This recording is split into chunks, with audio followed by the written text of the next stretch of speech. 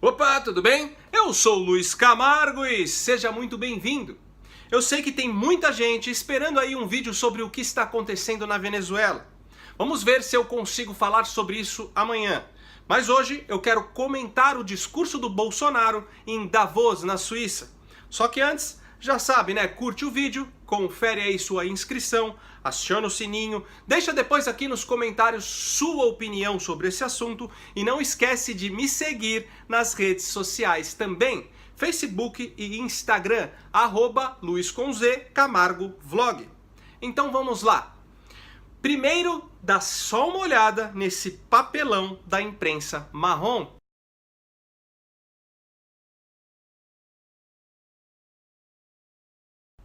A mesma matéria, da mesma jornalista, só que com títulos diferentes. Um que mostra claramente sua repulsa pessoal ao nosso presidente, para assim influenciar o gado. E o outro mostrando o que de fato aconteceu na Suíça. Fora isso, eu ouvi diversos repórteres que persistem em confundir globalismo com globalização. Comentando coisas do tipo, o Bolsonaro se diz contra a globalização e participa aí de um encontro que tem como tema Globalização 4.0. Meus caros, nós conservadores somos contra o globalismo. Bolsonaro e o chanceler Ernesto Araújo fazem oposição ao globalismo e não à globalização. E esse é um governo que vai falar muito sobre isso. Então está mais do que na hora de vocês aprenderem a diferença. Mas para resumir, globalização é um fenômeno positivo que flui aquém de interesses políticos e partidários. Fenômeno aí proporcionado principalmente pelo avanço tecnológico e pelo maior acúmulo de distribuição de riqueza, que só se tornou possível após a Revolução Industrial. Ou seja, a globalização é um processo econômico e social que estabelece uma integração entre os países e as pessoas do mundo todo e está completamente relacionada com a criação de uma rede de conexões que deixam aí as distâncias cada vez mais curtas ou até inexistente. Já o globalismo é o conceito de tornar o mundo uma espécie de nação única, com um governo único, leis únicas e principalmente uma cultura única, construindo assim o ambiente ideal para que uma pequena elite governe o mundo todo. Temos que entender que ser conservador aí no escopo político é ser a favor da autodeterminação dos povos, da descentralização do poder e do controle local e democrático das próprias leis. As políticas globalistas visam garantir a vontade de uma elite supranacional não eleita através de controles legais e através da influência direta nas vontades locais para gradativamente se estabelecer uma hegemonia global sobre os povos outrora independentes. A verdade é que o encontro lá em Davos estava repleto de globalistas.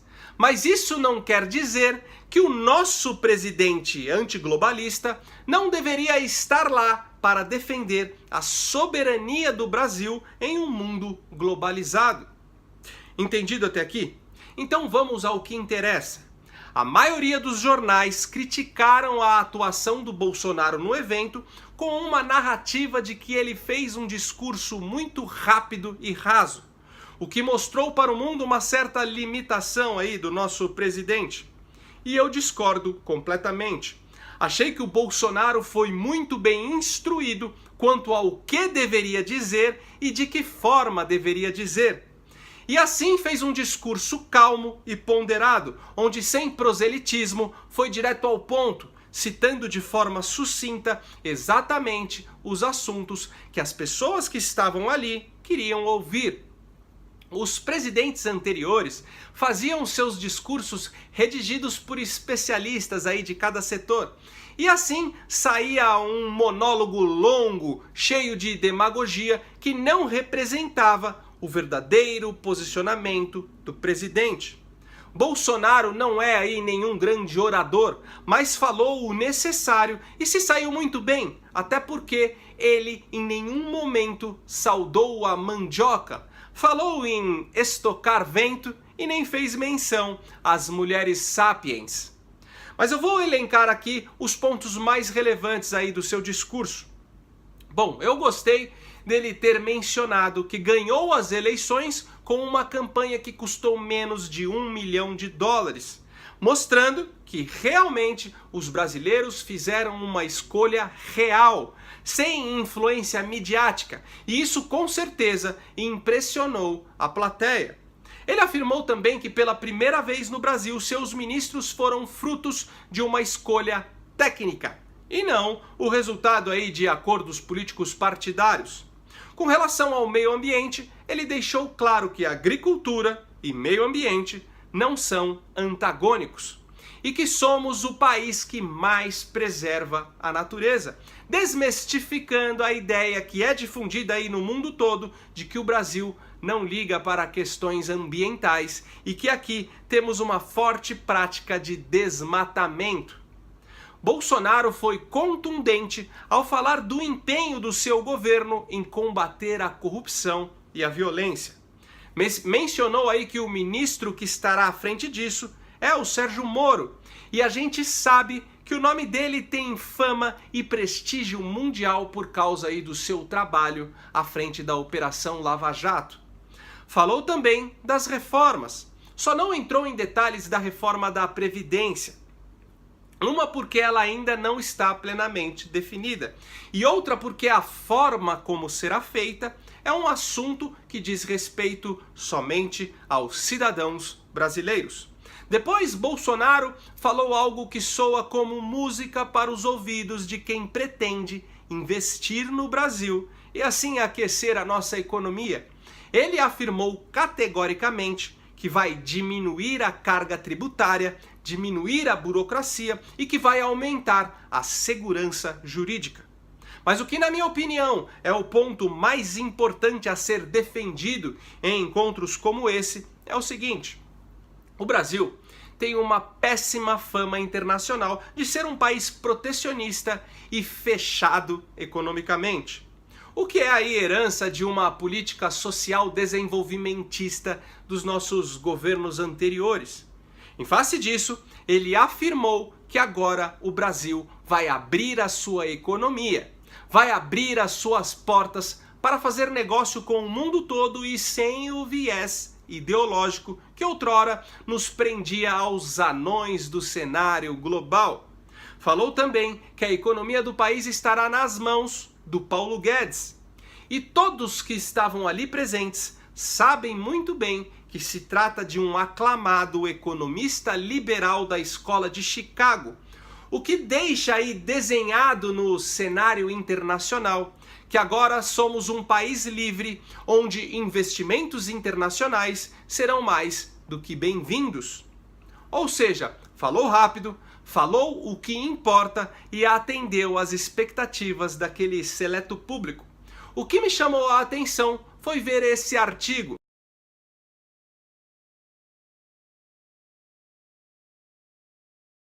O ganhador do Nobel de Economia, Robert Shiller, afirma que Bolsonaro dá medo.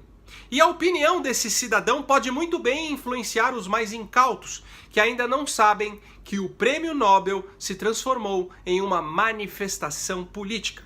Não podemos esquecer que um terrorista que queimava seus opositores vivos foi laureado com um Nobel da Paz. Estou falando do Nelson Mandela.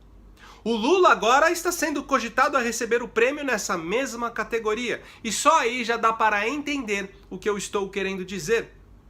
Robert Shiller ganhou o prêmio em 2013, por conta aí das suas críticas ao mercado de capitais após a crise imobiliária de 2008. Só que ele, há muito tempo, é conhecido por tecer comentários contrários às políticas direitistas no mundo todo. E isso o fez ser uma espécie de queridinho da imprensa internacional. O fato é que, sem entrar em detalhes, apenas dizendo que o Brasil merecia coisa melhor, ele não explicou por que o Bolsonaro lhe causa medo. E aí vejo uma semelhança dele com a nossa turminha da resistência, que tinha medo do Bolsonaro instalar uma ditadura e perseguir os homossexuais. Ou seja, O que conecta o economista aos nossos analfabetos militantes da esquerda é a total falta de argumentos. Mas para ser justo, Robert Shiller até que deu aí uma justificativa. Na reportagem, ele comparou Bolsonaro com o Trump e com o Orbán, o atual presidente da Hungria. Ele disse que os dois, apesar aí de serem extremistas, também fazem discursos moderados como o do Bolsonaro em Davos. Ou seja, ele não criticou o teor do discurso em si, mas a posição política do nosso presidente. Ele criticou a direita. Eu só espero aí que ele tenha razão e que o Bolsonaro faça aqui o que o Trump está fazendo nos Estados Unidos. Assim como também realize todas as conquistas do Orbán, que já está aí no seu terceiro mandato totalmente aprovado pela população por ter colocado a Hungria como referência política e econômica no leste europeu. Bom, e para encerrar, em Davos, Bolsonaro estava plenamente seguro de si. O seu discurso foi polido, mas contundente. Deu as diretrizes do que irá fazer no seu governo. Falou em patriotismo, em família e em Deus. E se você não gostou, eu deixo aqui um discurso que verdadeiramente irá atender todas as suas expectativas. Até agora, a energia hidrelétrica é a mais barata, em termos do que ela dura, da sua manutenção e também pelo fato da água ser gratuita e da gente poder estocar. O vento podia ser isso também, mas você não conseguiu ainda tecnologia para estocar vento. Então, se a contribuição dos outros países, vamos supor que seja desenvolver uma tecnologia que seja capaz de, na eólica, estocar, ter uma forma de você estocar, porque o vento ele é diferente em horas do dia. Então, vamos supor que vente mais à noite.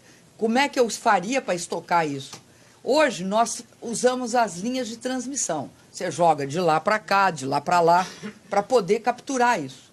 Mas se tiver uma tecnologia desenvolvida nessa área, todos nós nos beneficiaremos, o mundo inteiro.